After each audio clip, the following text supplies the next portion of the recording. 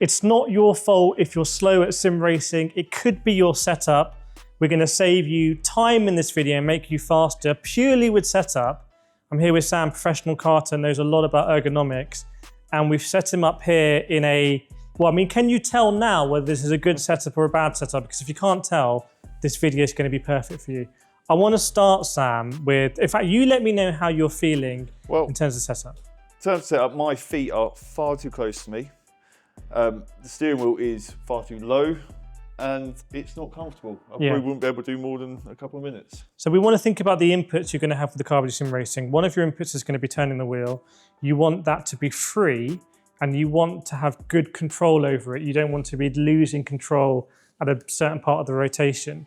And on the brake and the throttle, you want to be able to get to max pressure, but you also want to be able to rest your foot. And sometimes it's difficult to get both in that sweet spot. Sometimes you can do one, but not the other, and that doesn't really work. So Sam, what we're going to do is, we're going to start with the wheel and the wheelbase here. And I can see that when you turn the wheel, it's hitting your knees. So to give you that clearance, I'm actually going to lift is it just the top ones? We'll do this together. Yeah, so we're going to lift this.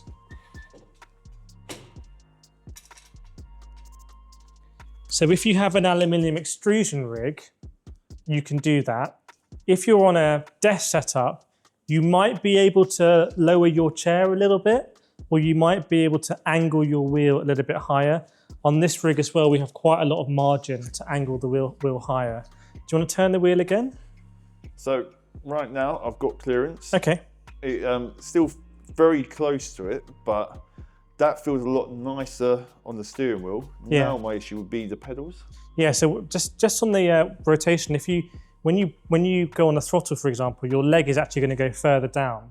So when you're testing this at home, try and do it with like a mixture of on the throttle and off the throttle, so you can check that when your knees are bent, you've got that clearance. The other thing on this is about the arms and the arm kind of angle, but we'll get onto that when we fix the pedals. So on the pedals, we want to make sure that Sam is able to get to full throttle and brake comfortably, but also be able to rest on the pedals. And when the pedals are too close, your ankles are going to be an angle that's not going to be comfortable. You might end up resting on the pedals too much and actually inadvertently having some brake when you're on the straight, and it's going to slow you down. This is what I mean, a bad setup can really make you slower. So I think, Sam, I'm going to extend these pedals out.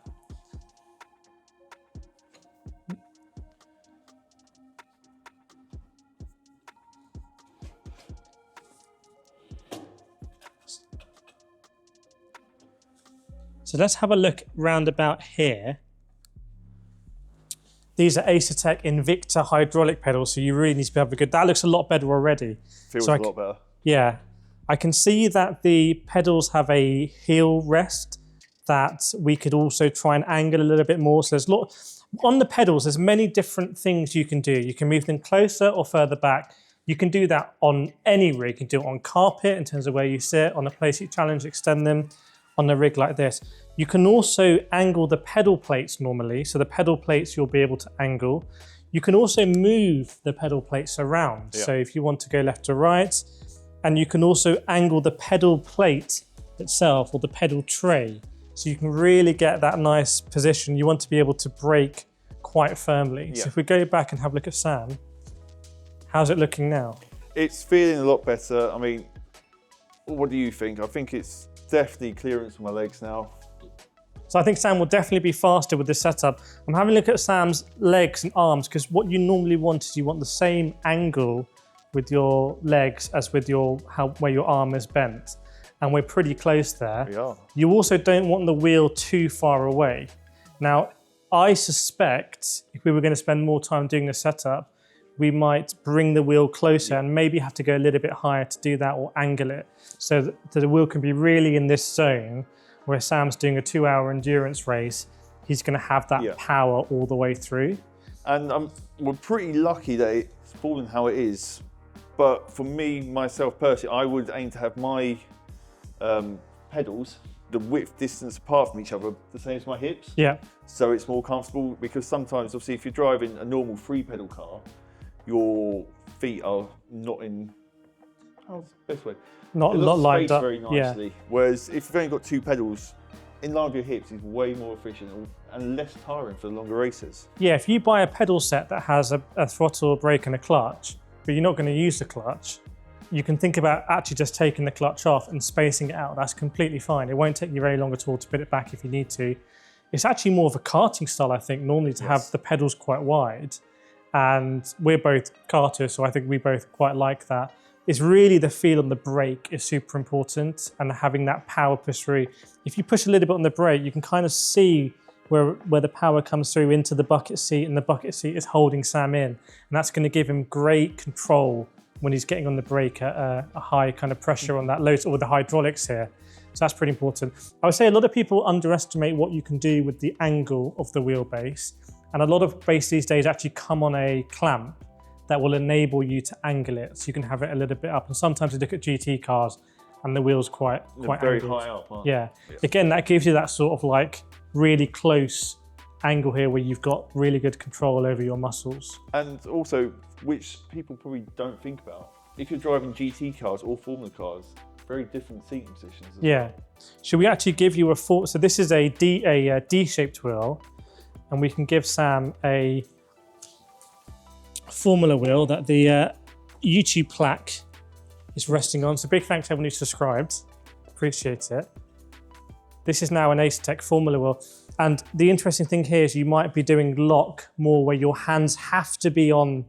You can't move them around like you can on a D shape or a round wheel. So sometimes you need a little bit more clearance, which amazingly Sam has. So we've set this on quite nicely in terms of the clearance.